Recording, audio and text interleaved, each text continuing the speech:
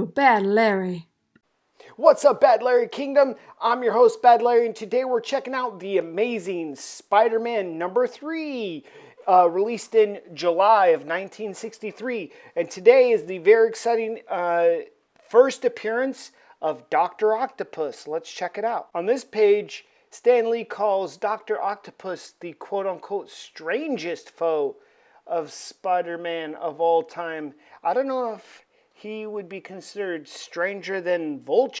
Remember, Fantastic Four was also one of the hottest teams at the time. So this issue also features the Human Torch just to keep it hot. Some thugs are trying to rob some sort of safe. Spider-Man swoops in, knocks him out, easy peasy. Now he has some sort of Spider-Man light belt that he can flash on the wall to help the cops know where the bad guys are. And Spider-Man's wish at the end is that he can find a foe that's more powerful. Spider-Man's just too powerful. It's just too easy out here for Spider-Man. He wants a more powerful villain or enemy. At the U.S. Atomic Research Center, Dr. Otto Octavius has designed, created, and is the only user of this special device of 4 tentacle arms that he uses allow him to work safely with volatile chemicals. He's super brilliant. Everyone says he's the smartest guy in the world. But uh-oh, the radiation meter has gone wacky.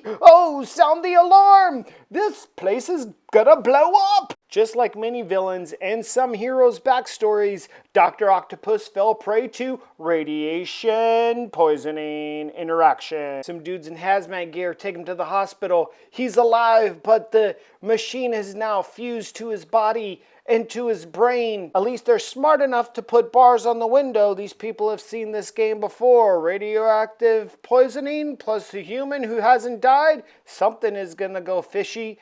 Dr. Octopus is pissed. How dare they lock him in there? Don't they know who he is? With just the thought of breaking out, the arms move into action. They seem to have a will of their own. With this realization, Dr. Octopus says to himself, I am not only now the smartest man in the world, but now with these arms, I'm the most powerful. Doctor, come in here. Yes, Mr. Dr. Octopus. Ha ha, I'm in charge now here, boy. J. Jonah Jameson calls Peter Parker into his office, says, I need to get some of them pictures of Dr. Octopus. Peter, what can you do to give me them pictures?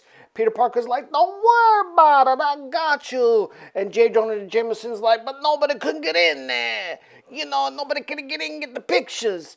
How are you going to do it, Peter? Peter's like, I thought we talked about this, Jonah. Don't ask me how I do what I do. Just have my cash ready when I get the pictures for you. Peter Parker dons his Spider-Man suit, hops over the hospital walls, climbs up to Dr. Octopus's room, and says, what the heck is that thing? Dr. Octopus is doing some experiments, has taken all of the hospital staff hostage. They're like, Dr. Octopus, you cannot keep us hostage here forever. And Dr. Octopus says, I'll do whatever I want. I'm Dr. Octopus. Don't make me bitch slap you with this tentacle. I'll pick you up and shake you around like a little bitch you are. You hear me, Yavol? Spider-Man's like, that's all I needed. Time for that Spider-Man action. This one will be easy peasy as well. Spider-Man busts through the window. Dr. Octopus is like, Spider-Man. Ah, very well. I'll whip your ass. And Spider-Man's like, bring it on, 8-limb freakazoid. Dr. Octopus tries to get Spider-Man with the crisscross applesauce, but that doesn't work. Spider-Man's too fast,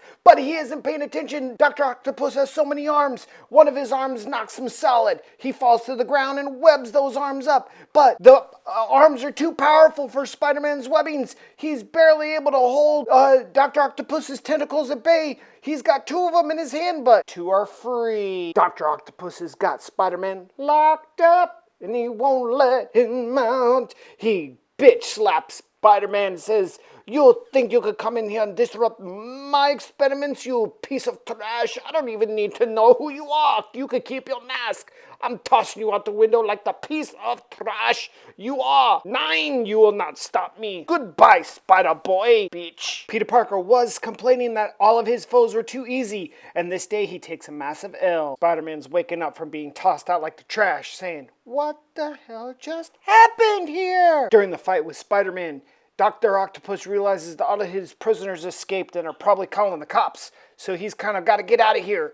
And with his 8 arms, Dr. Octopus is like the real Spider-Man with 8 arms. He's hiding from the cops easily. Dr. Octopus easily breaks into the brain center of the atomic center. Tosses out all the workers saying, "I'm the boss now, y'all." Dr. Octopus is really on those positive affirmations. He keeps saying to himself, "I am the most brilliant. I am the most powerful." And he wants to show the whole world just how brilliant and powerful he is by destroying part of the plant so he can rebuild it to his specification. The hazmat dudes with guns are trying to break into the plant, but Dr. Octopus has put up some sort of electro barriers. They can't get in. Dr. Octopus is full mad scientist mode. All the dudes in the military are thinking, what are we gonna do to get this guy? Peter Parker is super depressed after getting his ass whooped by Dr. Octopus. He thinks about quitting being Spider-Man. Aunt May is like, "Oh, poor Peter." Peter Parker has to make that hard call to J. Jonah Jameson saying, "I can't get them pictures," and then heads off to school. Flash and the other cool kids are like, "Hey, Bookworm, what's up? You been reading books?" Peter Parker just dismisses him. He's got his head down. He's got a solemn look on his face. They're like, "What's up with him?" At the school assembly, the Human Torch is speaking to all the kids. He says, "The government's asked me to go and get Dr. Octopus because I'm so powerful, but I've used my flames a lot lately, especially with Derek, but we're not talking about that right now. We're talking about don't give up on your dreams, everybody. Even if I'm bad at math, see 2 and 2, I don't know if it's 4 or 0, I don't know what it is, but look at me. I'm good looking, and just never give up, okay, people?" Peter Parker thinks to himself, this little blonde, sassy flame boy has got a good point. He's not giving up, and neither should I. I'll figure out a way that Spider-Man can defeat Dr. Octopus. Spider-Man has a new attitude. He puts on his gear, slingshots his way into the atomic center, over the guards, and Dr. Octopus is like, this spider bitch wants another smackdown. Very well. Dr. Octopus's first wave of attack is some gear he thinks is gonna destroy Spider-Man, but Spider-Man is too quick, he's too strong, and his spider senses are too tingly. He's able to defeat Dr. Octopus's machines easily. Dr. Octopus is like, "Very good, Spider Boy, but wait until you see my next attack." Yeah. Dr. Octopus says, "I'll defeat the spider bitch with just my arms like I did before. Easy peasy." Spider-Man finds just what he's looking for, the chem lab. He says, Dr. Octopus may be good at science, but I'm really good at science too. And I'm going to cook up some green chemistry stuff and slap it on this rope and slap it in Dr. Octopus's face. Dr. Octopus is using his fused arms together like a billy club. Spider-Man was able to fuse Dr. Octopus's 2 arms together, but now it's like he's battling 3 arms instead of 4. His webs are fast, but they're not fast enough. Spider-Man is able to incapacitate 1 tentacle with 2 legs and another tentacle with 2 arms, but he realizes a good defense is a great offense. So he slaps Dr. Octopus in the face with some webs, temporarily blinding him, giving Spider-Man the upper hand. Get it? Upper hand, arms, upper hand. Dr. Octopus gets the webbing off of his face and starts punching Spider-Man with his actual hand. And Spider-Man makes a calculated risk. He lets go of 1 arm and with his super spider speed knocks Dr. Octopus right the flip out.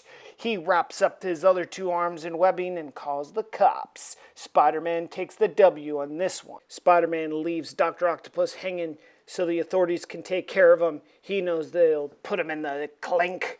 And Spider-Man climbs up a wall. His spider senses are tingling. Someone dangerous must be nearby. It's the Human Torch. He's in for a medical checkup. The doctor says, "My boy, your virus is gone. You are a full flamer again." And the Human Torch says, "Excellent news, doctor.